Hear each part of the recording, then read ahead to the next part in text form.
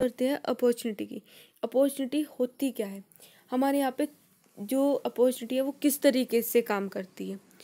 तो आइए, सबसे पहले इसमें है ग्लोइंग इंडस्ट्री, सेकंड है हमारा market access through bilateral negotiation, उसके बाद है हमारा इंटीग्रेशन ऑफ इंफॉर्मेशन टेक्नोलॉजी, और फोर्थ है हमारा opportunity in high volume item. आइए सबसे पहले बात करते हैं हम ग्लोइंग इंडस्ट्री है क्या। World textile trade would continue to grow at a rate of 3 to 4% to reach $200 to 201 billion bye 2010। इसमें बोला गया है कि 2010 तक 200 से लेके 210 बिलियन तक पहुंचने के लिए जो हमारा जो वर्ल्ड टेक्सटाइल ट्रेड है वो 3 से लेके 4% की दर से बढ़ रहा है।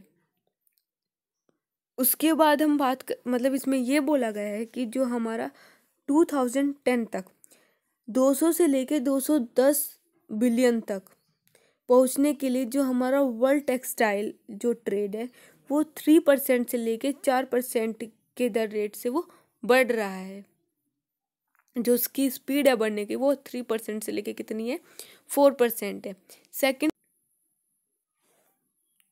Market access through bilateral negotiation. Market access through bilateral negotiation बोला जाता है जब दो या दो से ज़्यादा कंट्री के बीच में एक एग्रीमेंट होता है, जिसमें ये चीज़ होती है कि जो भी प्रोडक्ट हम एक्सपोर्ट करेंगे या फिर इंपोर्ट करेंगे वो सिर्फ उन दो बीच की कंट्री में, कोई तीसरी कंट्री उसमें अपना इंटरफेरेंस नहीं कर सकती। ठीक है, तो ये चीज़ होती है हमारे एक बिलेटरल एग्रीमेंट के बीच में, जिसमें कोई तीसरी कंट्री टांग नहीं अड़ा सकती। इसमें बोला गया है the trade is glowing between regional trade block due to bilateral agreement between participating country. इसमें बोला गया है कि पार्ट लेने वाले जो देश होते हैं, पार्ट लेने वाले देशों के बीच एक बिलेटरल एग्रीमेंट के कारण जो हमारे जो रीजनल ट्रेड है उनके बीच में एक ट्रेड जो है वो बढ़ जाता है। दो देश के बीच में जो ट्रेड का जो व्यापार है वो क्या होता है, वो बढ़ जाता है इस एग्रीमेंट के द्वारा, क्योंकि इसमें किसी तीसरी जो हमारी जो बाकी की जो कंट्री होती है उसकी इसमें एंट्री नहीं होती। ये सिर्फ उन्हीं दो या दो से ज़्यादा उन्हीं जो आपकी कंट्री होती है उन्हीं के बीच में हम लोग व्यापार कर सकते हैं अपना, जिनके बीच में हमारा बिलेटरल एग्रीमेंट हुआ हो। इसके अलावा जो तीसरी कंट्री है वो उसमें एंटर नहीं कर सकती बिना एग्रीमेंट के। इंटीग्रेशन, और इसी से क्या होता है, इससे जो हमारा जो खतरा होता है, मतलब जो हमारा कॉम्पिटिटिव का जो खतरा होता है वो भी कम हो जाता है। इंटीग्रेशन ऑफ फॉर्मेशन टेक्नोलॉजी, इसमें बात करी है कि supply chain management and information technology has a crucial important in apparel industry. जो हमारी सप्लाई चेन मैनेजमेंट है और जो हमारी इंफॉर्मेशन टेक्नोलॉजी है, इसका हमारी अपैरल मैन्युफैक्चरिंग पर एक बहुत ज़्यादा इम्पोर्टेंट रोल ये प्ले करती है। उसके बाद बात करिए एबिलिटी ऑफ ईडीआई। जो ईडीआई की जो एबिलिटी है, जो इसकी उपलब्धता है, वो इलेक्ट्रॉनिक डाटा इंचार्ज, ईडीआई को हम बोलते हैं इलेक्ट्रॉनिक डाटा इंचार्ज। इसकी जो उपलब्धता है ये मेक कम्युनिकेशन फास्ट, ये कम्युनिकेशन को क्या करती है, उसको फास्ट बना देती है, उसको इजी बना देती है, उसको ट्रांसपेरेंट बना देती है, और रिड्यूस डुप्लीकेशन, और एक काम को बार बार दोहराया ना जा सके इसलिए उसको क्या करते हैं, उसको रोकती है। तो ये थी हमारी कि इंटीग्रेशन ऑफ इंफॉर्मेशन टेक्नोलॉजी होती क्या है। इसके opportunity in high volume item, कि एक अपॉर्चुनिटी क्या होती है हाई वॉल्यूम आइटम में।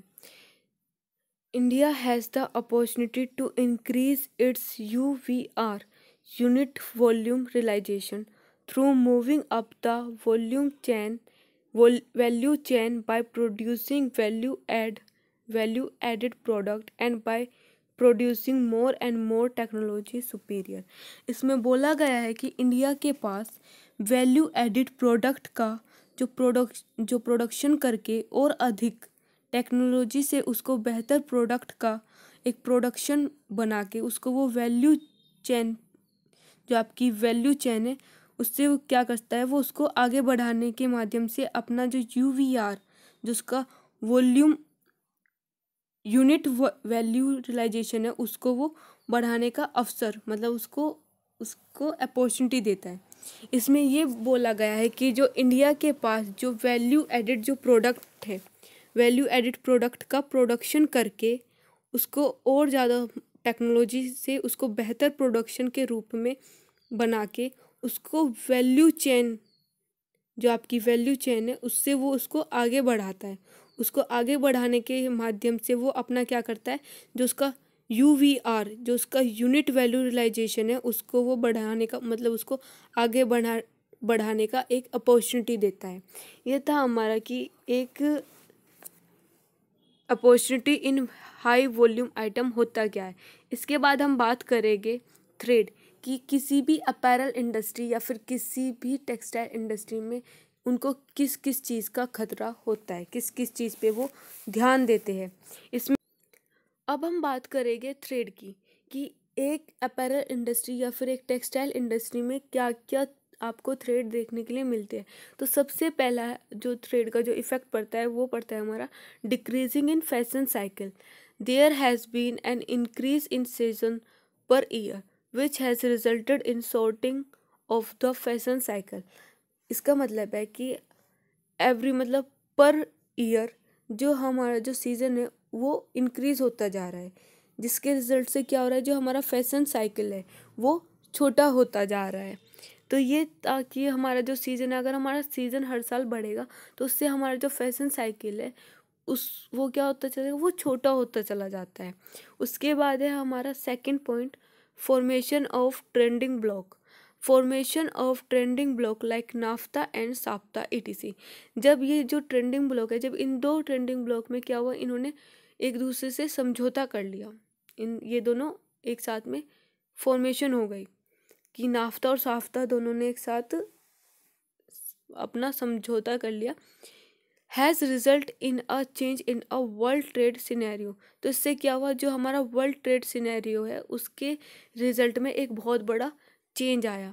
Existence existence of existence of bilateral agreement would result in significant disadvantage of Indian export. इससे क्या चीज़ हुई, जो हमारा जो बायलैटरल जो एग्रीमेंट है उसके एग्जिस्टेंस में, जो मतलब उसके एग्जिस्टेंस का जो रिजल्ट आया, उसने इंडिया का जो एक्सपोर्ट है, इसने इंडिया के एक्सपोर्ट के लिए एक बहुत ज़्यादा सिग्निफिकेंट डिसएडवांटेज दिखाई। क्योंकि जब एक नाफ्ता और साफ्ता में दोनों में फॉर्मुलेट हो गए, दोनों फॉर्मुलेशन हो गई, दोनों जो ट्रेंडिंग ब्लॉक है वो दोनों एक दूसरे से जुड़ गई, तो उसके रिजल्ट से क्या हुआ कि हमारा जो वर्ल्ड ट्रेड सिनेरियो है उसमें एक बहुत ज़्यादा बड़ा चेंज आया। क्योंकि इन दोनों के बीच में क्या हुआ, एक बायलैटरल एग्रीमेंट हो गया, जिसकी वजह से क्या है कि हम जो हमारा जो इंडियन एक्सपोर्ट है वो उसमें एंटर नहीं कर सकता। तो ये क्या चीज़ है, यहाँ पे हमारे लिए ये खतरे की बात है कि हम लोग अपने एक्सपोर्ट को उसमें नहीं कर सकते। उसके बाद है phasing out of Kota's. Phasing out of Kota's, India will have to open its protected domestic market for foreign player. Thus, domestic market will suffer. इसमें बोला गया है कि जो इंडिया की जो फॉरेन जो प्लेयर है उनके लिए एक अपना उनके लिए एक प्रोटेक्टेड डोमेस्टिक मार्केट, एक प्रोटेक्टेड डोमेस्टिक मार्केट जो है वो खोलना होगा। जिससे क्या होगा, जो हमारा जो डोमेस्टिक मार्केट है उसको कोई नुकसान ना हो।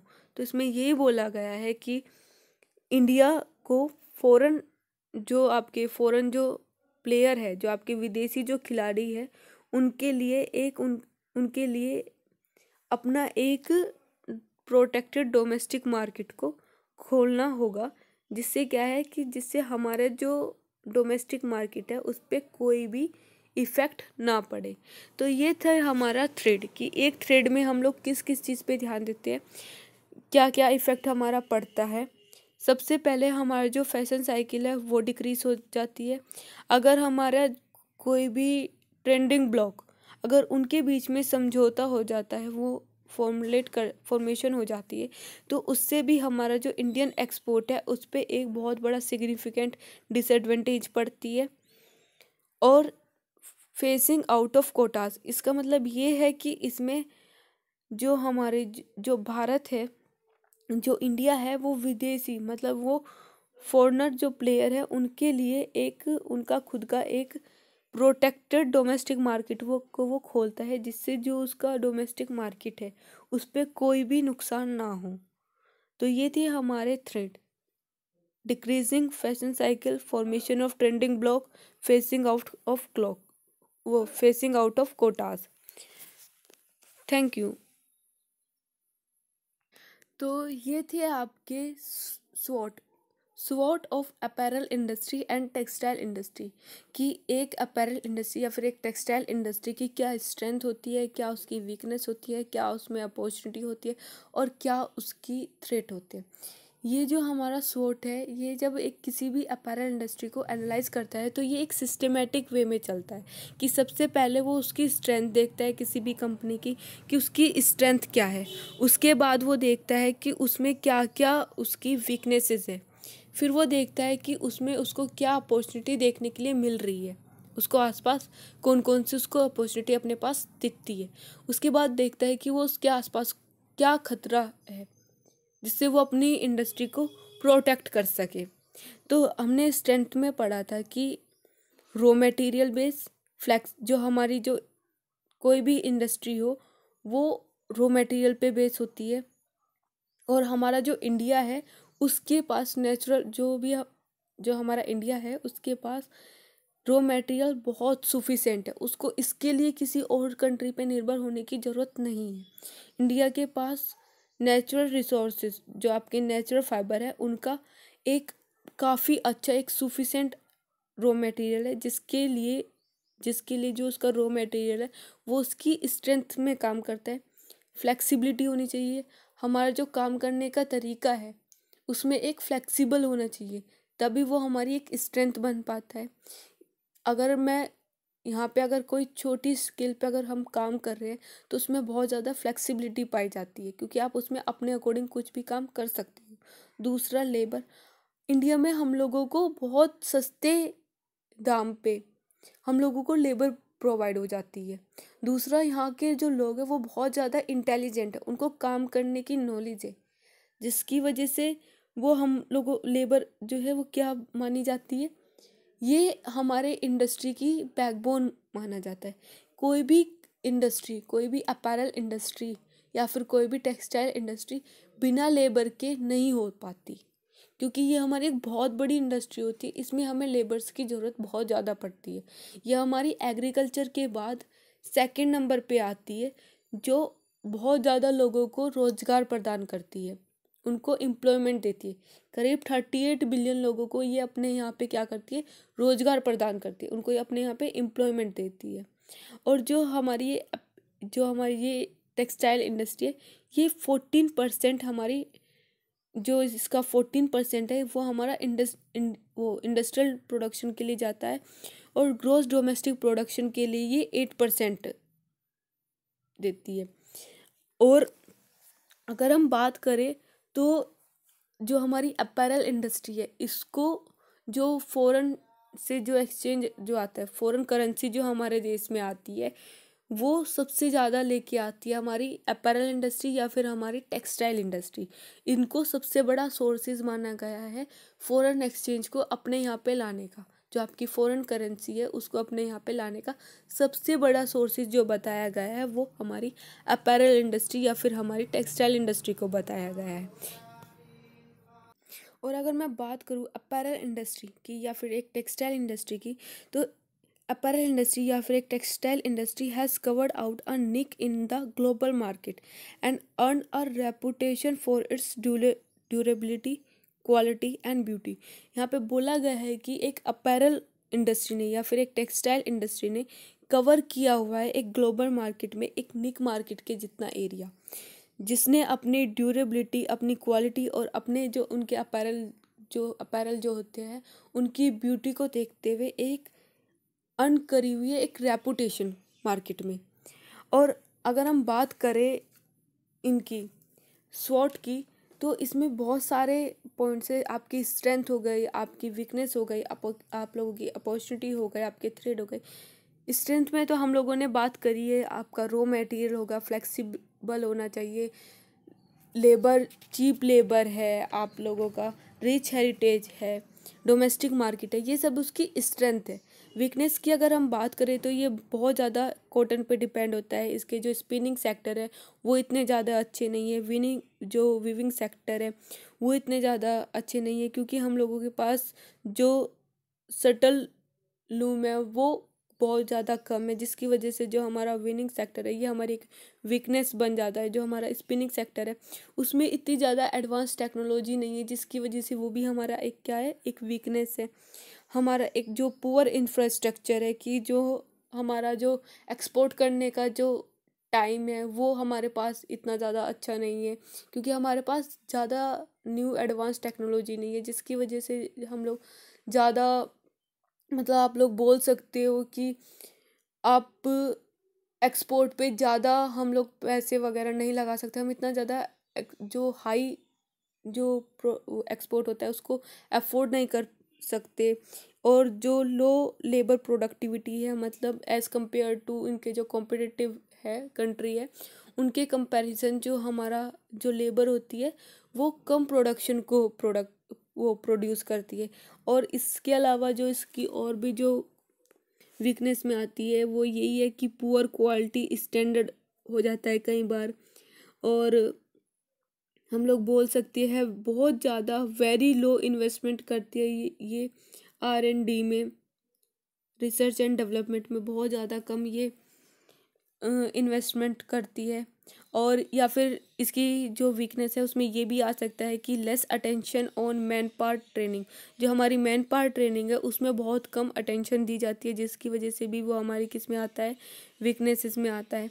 अपॉर्चुनिटी की अगर हम बात करें तो इसमें ग्रोइंग इंडस्ट्री, हमारी जो बढ़ता हुआ जो दर है इंडस्ट्री का वो हमारी अपॉर्चुनिटी में दिखाया गया है कि 2010 से 200 से लेके 210 बिलियन तक का पहुंचने के लिए जो हमारा वर्ल्ड का जो टेक्सटाइल है, जो टेक्सटाइल ट्रेड है उसमें 3% से लेके 4% तक का एक बढ़ता हुआ दर हम लोगों को एक रेट दिखाया गया है। उसके बाद इसमें जो market access through bilateral negotiation की, अगर हम दो या दो से ज़्यादा कंट्री के बीच में अगर एक बिलेटरल नेगोशिएशन हो जाता है, एग्रीमेंट हो जाता है, तो उससे ये खतरा कम रहता है कि जो दूसरी जो कॉम्पिटिटिव जो हमारी जो कंट्री होती है या फिर जो कंपनियां होती है वो हमारे इसमें एंटर नहीं कर सकती हमारी कंट्री में।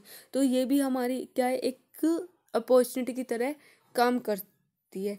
इंटीग्रेशन ऑफ फॉर्मेशन टेक्नोलॉजी, इसमें बताया गया है कि एक जो हमारा सप्लाई चेन मैनेजमेंट जो है और जो हमारा इंफॉर्मेशन टेक्नोलॉजी है ये एक बहुत ज़्यादा इम्पोर्टेंट पार्ट प्ले करता है हमारा मैन्युफैक्चरिंग प्रोसेस में, अपैरल मैन्युफैक्चरिंग में, या फिर आप बोल सकते हो एक टेक्सटाइल मैन्युफैक्चरिंग में। उसके बाद जो हमारा थ्रेड है उसमें जितना ज़्यादा हमारा सीज़न जो है ये जो हर साल बढ़ रहा है, जिसकी वजह से हमारा जो फैशन साइकिल है वो छोटा होता चला जाता है। अगर दूसरा था हमारा थ्रेड में कि अगर दो ट्रेंडिंग ब्लॉक जैसे हमारा नाफ्ता और साफ्ता हो गया, अगर ये दोनों ब्लॉक एक दूसरे से जुड़ जाते हैं तो इससे भी क्या होता है कि जो हमारा एक्सपोर्ट है, इंडिया का एक्सपोर्ट है, उसमें एक सिग्निफिकेंट डिसएडवांटेज आती है कि हम लोग उसमें एंटर नहीं कर सकते। तो ये भी क्या है, ये हमारा एक खतरा है कि हम लोग अपनी जो प्रोडक्ट है उसको वहाँ पे जाके एंटर करके उसको नहीं एक्सपोर्ट कर सकते, उसको नहीं बेच सकते।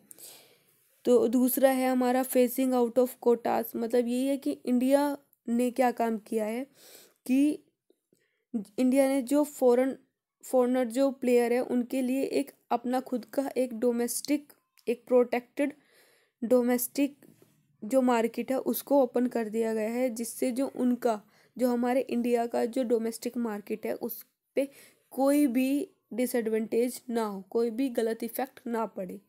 तो हमने ये सारी चीज़ें पढ़ी कि एक अपैरल इंडस्ट्री को किस तरीके से SWOT एनालाइज किया जाता है, मतलब उसमें किस तरीके से हम उसको एक सिस्टमेटिक वे में एक SWOT जो है वो करते हैं, उसकी स्ट्रेंथ को जानते हैं, उसकी वीकनेस को जानते हैं, उसकी क्या क्या अपॉर्चुनिटी होती है उसको जानते हैं, उसमें क्या क्या हमारा जो थ्रेड है उसको जानते हैं।